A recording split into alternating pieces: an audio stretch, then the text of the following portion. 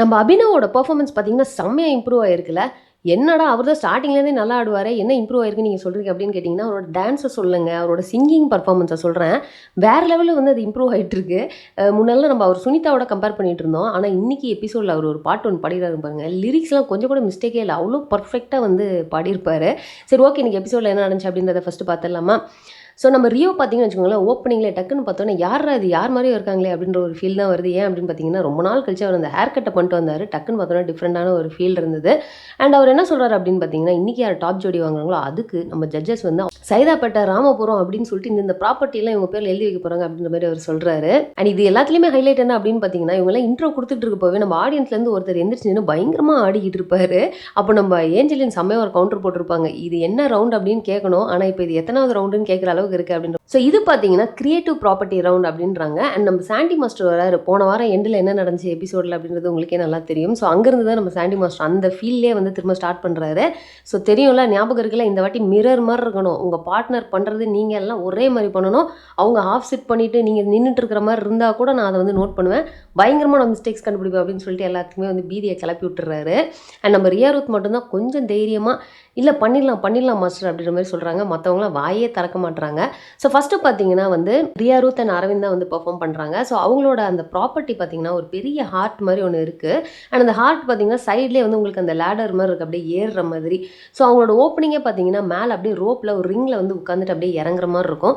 செம்ம ட்ரீமியான ஒரு opening. And Riya Ruth பார்த்தீங்கன்னா அவங்களோட போஸ்டராக இருக்கட்டும், அவங்க எக்ஸ்பிரஷன்ஸாக இருக்கட்டும், எல்லாமே இந்த வாட்டி ரொம்ப நீட்டாக செம்ம பர்ஃபெக்டாக அந்த மாதிரி நான் ஃபீல் பண்ணேன். எனக்கு ரொம்ப பிடிச்சது எது அப்படின்னு பார்த்தீங்கன்னா, அந்த ஹார்ட்டில் வந்து அப்படியே அந்த ஸ்டெப்ஸ் மாதிரி மேலே ஏறி போயிட்டு ரெண்டு பேரும் சாஞ்சிட்டு அப்படியே அந்த படி ஏறுற மாதிரி ஒரு இது பண்ணுவாங்க காலில். அது ரொம்ப அழகாக இருக்கும். அண்ட் அதே மாதிரி நம்ம அரவிந்தும் பார்த்தீங்கன்னா மேலே ஏறிட்டு அங்கேருந்து அப்படியே தலைகீழாக தொங்குவார். அண்ட் அங்கேருந்து அப்படியே ஒரு ஜம்ப் வேறு அடிப்பார்.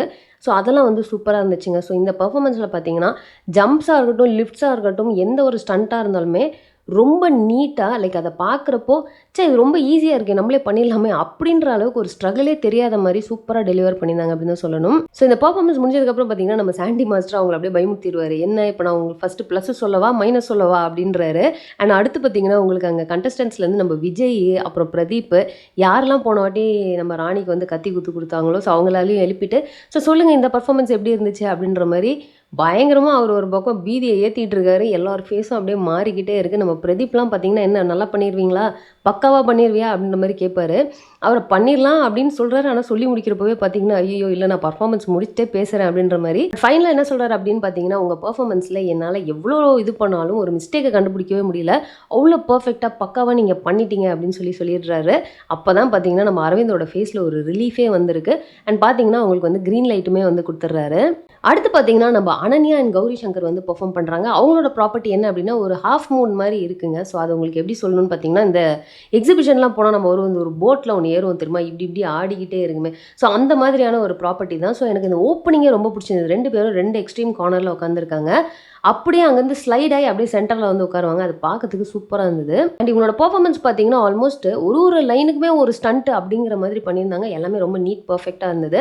நம்ம கௌரி சங்கர் எஸ்பெஷலி ஒரு இது எனக்கு ரொம்ப பிடிச்சது என்னன்னா, அவர் ஹேண்ட் ஸ்டாண்டில் அப்படியே நடந்துகிட்டே வருவார். அனன்யா கீழே படுத்திருப்பாங்க. கரெக்டாக அவங்க ஃபேஸ் கிட்ட வந்துட்டு ஒரு பாஸ் ஒன்று கொடுப்பாங்க. பாஸ் கொடுத்துட்டு அப்புறம் அப்படி ஒரு பவுன்ஸ் அடித்து அப்படி எந்திரிச்சு நிற்பார். அவ்வளோ அழகாக இருந்தது. அதாவது அந்த மாதிரி எதுவுமே நம்ம பார்த்தது இல்லையா அப்படிங்கிற அந்த ஒரு ஃபீல் வந்துச்சு. அண்ட் அடுத்து பார்த்தீங்கன்னா இது ஓவராலாகவே உங்களுக்கு வந்து அந்த சீசா மாதிரியான ஒரு விஷயம் அப்படிங்கிறதுனால ஒரு கார்னர்லேருந்து இன்னொரு கார்னருக்கு ஸ்லைட் ஆகிற மாதிரியான மூவ்ஸ் நிறையா இருந்தது. அவ்வளோ ஆப்டாக அவங்க வந்து அந்த இடத்துல போய் அப்படி கிரிப்பாக நின்னதாக இருக்கட்டும், அவங்களோட பேலன்ஸாக இருக்கட்டும். அதுவும் நம்ம கௌரி சங்கர் பார்த்தீங்கன்னா இந்த ஒரு சீசாலேயே வந்து அவர் அத்தனை ஃப்ளிப்ஸாக அடிக்கிறாரு. அதெல்லாம் வந்து சான்ஸே இல்லைங்க. சூப்பராக இருந்தது பார்க்குறதுக்கு. ஸோ இவங்க பர்ஃபார்மன்ஸ் முடிச்சதுக்கப்புறம் பார்த்தீங்கன்னா நம்ம ஸ்ரீதேவி மேம் வந்து அப்பா நான் இன்னும் ட்ரீம் வேர்ல்ட்லேயே இருக்கேன், நாங்கள் வந்து வெளியவே வரல அப்படின்ற மாதிரி சொல்கிறாங்க. அண்ட் இந்த பர்ஃபார்மன்ஸை பார்க்குறப்போவே வந்து எனக்கு ஃபீல் ஆனது என்னென்னா இதுக்கு கண்டிப்பாக ராக்கி பாய் கொடுக்கணும் அப்படின்னு. அண்ட் அதே மாதிரி பார்த்தீங்கன்னா நம்ம சாண்டி மாஸ்டருக்கு போயிட்டு நம்ம இதுக்கு ராக்கி பாய் கொடுக்குறோம் அப்படின்னு சொல்கிறாரு.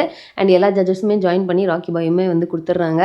ஸோ இப்போ பார்த்தீங்கன்னா கௌரி சங்கர் வந்து எனக்கு இது ரொம்பவே ஹாப்பியாக இருக்குது அப்படின்றாரு. என்ன ரீசன் அப்படின்னு பார்த்தீங்கன்னா கரெக்டாக கௌரி சங்கரோட ஃபேமிலி வந்து அங்கே வந்திருக்கிறாங்க. ஸோ அன்னைக்கு வந்து நான் நல்லா பெர்ஃபார்ம் பண்ணி ராக்கி பாய் வாங்கினது எனக்கு ரொம்பவே ஹாப்பியான ஒரு விஷயமா இருக்குது அப்படின்ற மாதிரி அவர் சொல்கிறாரு. இதெல்லாம் முடிஞ்சதுக்கு அப்புறம் பார்த்தீங்கன்னா நம்ம அரவிந்த் பார்த்தீங்கன்னா அனன்யா வந்து ரொம்பவே அட்மையர் பண்ணிட்டு இருந்திருக்காரு. ஸோ அதை நோட் பண்ணி கரெக்டாக வாங்க இந்த மூணில் நீங்களும் வந்து பெர்ஃபார்ம் பண்ணுங்க அப்படின்னு சொல்லிட்டு அரவிந்தை கூப்பிடுறாங்க. அவரும் இறங்கி போய் ஆடுறதுக்கு முன்னாடி பார்த்தீங்கன்னா திஸ் இஸ் ஃபார் யூ அப்படின்லாம் சொல்லிட்டு மேலே ஏறி ஸ்லைட் பண்ணி கொஞ்ச நேரம் பயங்கரமாக ஃபன் நடந்துட்டு இருந்தது. ஆனால் அதுக்கப்புறம் பார்த்தீங்கன்னா நம்ம ஸ்ரீதேவி மேம் நானும் வருவேன், நானும் அதில் ஏறி கண்டிப்பாக இது பண்ணுவேன் அப்படின்னு சொல்லிட்டு உட்காந்து கொஞ்ச நேரம் பயங்கரமாக ஜாலி பண்ணிட்டு இருக்காங்க. ஸோ அடுத்து பார்த்தீங்கன்னா வந்து ராணி அண்ட் அபினவ் வந்து என்னோடு நீ இருந்தால் அந்த சாங்குக்கு வந்து பெர்ஃபார்ம் பண்ணுறாங்க. ஸோ இது வந்து போல் வச்சு, ஸோ போல் டான்ஸிங் மாதிரி இருக்குது. அவ்வளோ ஒரு பியூட்டிஃபுல்லான பேலன்ஸ் அப்படின்னு தான் சொல்லணும். அதுவும் நம்ம அபினவ் பார்த்தீங்கன்னா நிறைய இடத்துல ஒரு கையில் அதில் பிடிச்சிட்டு இருக்காரு அண்ட் ஒரு கால் மட்டும்தான் அந்த போலில் சப்போர்ட் இருக்கும். அண்ட் ராணி வந்து அவங்களோட கம்ப்ளீட் வெயிட்டே வந்து அபினவ் மேலே இருக்கிற மாதிரியான நிறைய போஸ்டர்ஸ் வந்து அங்கே இருந்திருக்கு. ஸோ ராணி பார்த்தீங்கன்னா போலோட டாப்பில் இருப்பாங்க, அங்கேருந்து ஸ்லைட் ஆகி அப்படியே டமால்னு அபினவ் மேலே விழுவாங்க. இந்த மாதிரி நிறைய இது இருக்கும். அவர் அவ்வளோ பியூட்டிஃபுல்லாக வந்து அதை ஹேண்டில் பண்ணியிருப்பாரு, அந்த பேலன்ஸ் பண்ணியிருப்பார். நமக்கு வந்து வெளியே அந்த ஸ்ட்ரகிள் தெரியல இந்த பெர்ஃபார்மன்ஸ்லையும் அப்படின்னு தான் நம்ம சொல்லணும். அண்ட் ஒரு ஸ்பின்னாக இருக்கட்டும் எல்லாமே வந்து செம்ம கிரேஸ்ஃபுல்லாக இருந்ததுங்க பார்க்கறதுக்கு. அண்ட் ராணி பார்த்தீங்கன்னா அந்த போலில் ஏறுறப்போ லைக் அபினவ் வந்து பெண்ட் பண்ணிக்கிறாரு, அவரோட ஷோல்டரில் அப்படி ஏறுறாங்க, கையில் வந்து ஏறுவாங்க. ஸோ அதெல்லாம் வந்து ரொம்ப அழகாக இருந்தது பார்க்கறதுக்கு. அபினவ் வந்து மேலே போல் மேலே இருப்பார் பேலன்ஸ் பண்ணிவிட்டு, அவரோட காலில் வந்து ராணி அப்சைட் டவுனாக வந்து தொங்குவாங்க. ஸோ அதெல்லாம் வந்து சூப்பராக இருந்ததுங்க. அதே மாதிரி உங்களோட பெர்ஃபார்மன்ஸ் ஃபினிஷ்மே பார்த்தீங்கன்னா ராணி வந்து போலோட டாப்க்கு ஏறிடுறாங்க, அபினவ் வந்து கீழே படுத்திருப்பாரு, அங்கேருந்து அப்படியே சர்றன்னு ஸ்லைட் பண்ணிட்டு வந்து கீழே விழுவாங்க. பயங்கரமாக இருந்தது பார்க்கறதுக்கு. ஸோ செம்ம பர்ஃபார்மன்ஸ் அப்படின்னே நம்ம சொல்லலாம். ஸோ இவங்க பர்ஃபார்மன்ஸ் முடிஞ்சதுக்கப்புறம் பார்த்தீங்கன்னா நம்ம ரம்பா மேம் வந்து ஐயோ பொம்மை குட்டி மாதிரி ஆடினீங்கப்பா நீங்கள் அப்படின்ற மாதிரி சூப்பராக இருந்துச்சு அப்படின்னு சொல்கிறாங்க. அண்ட் அதே மாதிரி பார்த்தீங்கன்னா இப்போ எனக்கு புரியுதுமா ராணி, நீ வந்து எப்படி எதனால் அபினவை செலக்ட் பண்ண அப்படின்னா அபினவ் அந்த அளவுக்கு ஒரு சூப்பராக சப்போர்ட் பண்ணுறாரு உங்களுக்கு. இந்த மாதிரி ஒரு ப்ரெஷர் மூமெண்ட்டில் கூட உங்களை அவர் ஹேண்டில் பண்ணுறது வந்து ரொம்ப சாஃப்டாக இருக்குது. ஸோ அது வந்து ரொம்பவே நல்ல விஷயம் அப்படிங்கிற மாதிரி பயங்கரமாக புகழ்ந்து தள்ளிடுறாங்க. அண்ட் இந்த டைமும் பார்த்தீங்கன்னா நம்ம வந்து இந்த பர்ஃபார்மன்ஸை பார்க்குறப்போவே இதுக்கு ராக்கி பாய் தாண்டா அப்படின்ற ஃபீலை வந்து கொடுத்துருச்சு உண்மையாக அந்த பர்ஃபார்மன்ஸை. ஸோ அதே மாதிரி பார்த்தீங்கன்னா இவங்களுக்கும் ராக்கி பாயை வந்து கொடுத்துட்றாங்க. அண்ட் இந்த இடத்துல கரெக்டாக பார்த்தீங்கன்னா இது 2வது ராக்கி பாய் இல்லையா, அண்ட் இங்கேயும் அபினவோட அப்பா வந்து வந்திருக்காரு அப்படின்னு சொல்லிட்டு ஸ்டேஜுக்கு வந்து கூப்பிடுறாங்க.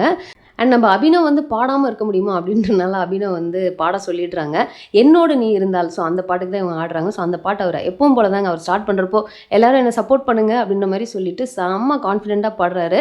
ஆனால் ஒரு டிஃப்ரென்ஸ் என்ன தெரியுமா, லிரிக்ஸ் எல்லாம் அவ்வளோ பர்ஃபெக்டாக பண்ணார். அண்ட் உண்மையாகவே அவர் பாடினது நல்லா தாங்க இருந்தது. போன வாட்டிக்கு இந்த வாட்டிக்குமே நல்ல டிஃப்ரென்ஸு. அவர் டான்ஸோட சேர்த்து சிங்கிங்கும் ப்ராக்டிஸ் பண்ணுறாரோ அப்படின்ற டவுட் தான் எனக்கு வருது. ஸோ அடுத்து பார்த்தீங்கன்னா ஸ்ரேயா அண்ட் விஜய் வந்து பெர்ஃபார்ம் பண்ணுறாங்க. ஸோ இவங்களோட ப்ராப்பர்ட்டியே பார்க்கறதுக்கு டிஃப்ரெண்ட்டாக இருந்தது. ஒரு கியூப் மாதிரி இருந்தது அண்ட் 3 கியூப் மாதிரி வச்சுருந்தாங்க.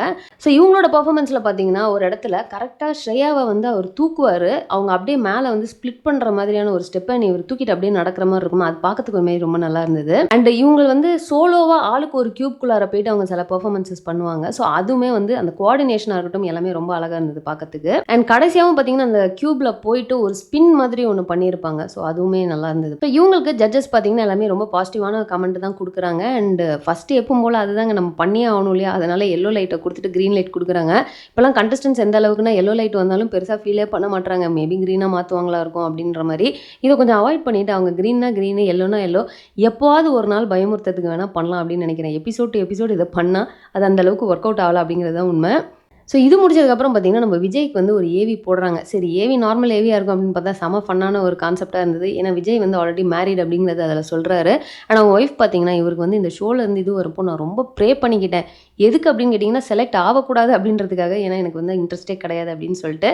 ஸோ என்ன தான் அவங்க ஒய்ஃபுக்கு வந்து இவர் சுத்தமாக இது போகிறதுல இன்ட்ரெஸ்ட் இல்லைனாலும் விஜய் என்ன சொல்வார் அப்படின்னு பார்த்தீங்கன்னா, நான் செலக்ட் ஆகிட்டேன் அப்படின்றப்போ ஃபஸ்ட் எபிசோடுக்குலாம் எனக்கு ட்ரெஸ்ஸு டிசைன் பண்ணி கொடுத்ததே அவங்க தான். வீட்டில் நிறையா சண்டைலாம் வரும் அந்த பர்ஃபார்மன்ஸஸ் எல்லாம் பார்த்துட்டு, பட் இருந்தாலும் அவங்க வந்து எனக்கு கண்டினியூஸாக சப்போர்ட் பண்ணிட்டு தான் இருக்காங்க அப்படின்ற மாதிரி சொல்லுவாங்க. ஸோ கடைசியாக பார்த்தீங்கன்னா வந்து அருணிமா அண்ட் குருநாத் இவங்களோட பெர்ஃபார்மன்ஸ் வருது. அண்ட் இவங்களோட ப்ராப்பர்ட்டி பார்க்கறதுக்கு என்ன சொல்கிறது அப்படின்னு தெரியலங்க. அந்த கிரேன் மாதிரி இருக்கும், பட் இருந்தாலும் அதில் ஃப்ரண்ட்டில் வந்து அவங்களே தனியாக பண்ணி வச்சுருப்பாங்களே என்னன்னு தெரியல. அதில் உட்காந்திங்கன்னு வச்சுக்கோங்களேன், அப்படியே அது ஃபுல்லாக 360 டிகிரி சுற்றுது அது. ஸோ அந்த மாதிரி ஒரு இதில் போய் உட்காடுறாங்க. நான் ஃபஸ்ட்டு அதை எக்ஸ்பெக்ட் பண்ணவே இல்லை. அருணிமா போயிட்டு உட்காருவாங்க அண்ட் குருநாத் வந்து அதை ஸ்பின் பண்ணுறதை பார்த்தீங்கன்னா சும்மா அப்படியே அந்த தீம் பார்க்கில் எதுலையோ போன மாதிரி ஒரு ஃபீலு பெர்ஃபார்மன்ஸோட ஸ்டார்ட்லேயே.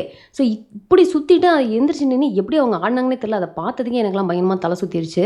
அண்ட் அதே மாதிரி இன்னொரு ப்ராப்பர்ட்டி மாதிரியும் வச்சுருப்பாங்க. அது ஒரு மாதிரி தொட்டில் மாதிரி இருந்தது பார்க்கறதுக்கு, எப்படி சொல்கிறதுன்னு தெரில.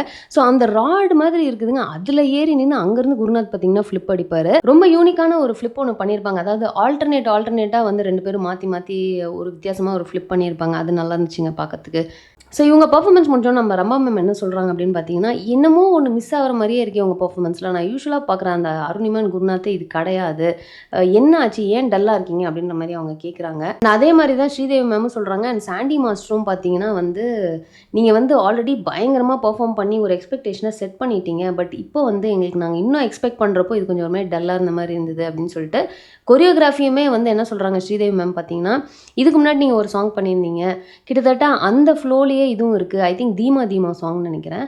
ஸோ நீங்கள் அன்னைக்கு பண்ண பெர்ஃபார்மன்ஸ்லேருந்து அதே ஃப்ளோலேயே இது இருந்த மாதிரி இருந்துச்சு அப்படின்ற மாதிரி ஒரு கமெண்ட் கொடுக்குறாங்க.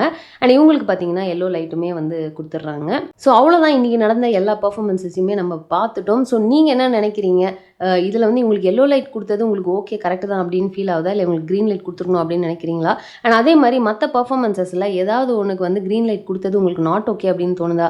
இல்லையே இதுக்கு எல்லோ தானே வரணும், இதுக்கே க்ரீன் கொடுத்தாங்க அப்படின்னு உங்களுக்கு தோணுதா? அப்படிங்கிறத மறக்காமல் கமெண்ட்டில் போடுங்க. ஸோ அவ்வளோதான் இந்த எபிசோடோட ரிவ்யூ நம்ம முடிச்சிட்டோம். ஸோ இந்த வீடியோ ஏதோ நம்ம முடிச்சிக்கலாம். இந்த வீடியோ உங்களுக்கு பிடிச்சதா லைக் பண்ணுங்கள், உங்கள் ஃப்ரெண்ட்ஸ் எல்லாத்தையுமே ஷேர் பண்ணுங்கள், மறக்காமல் சேனலை சப்ஸ்கிரைப் பண்ணி என்ன சப்போர்ட் பண்ணுங்கள். நெக்ஸ்ட் ஒரு இன்ட்ரெஸ்டிங்கான வீடியோவில் உங்களை மீட் பண்ணுறேன். தேங்க்ஸ் ஃபார் வாட்சிங். Bye by.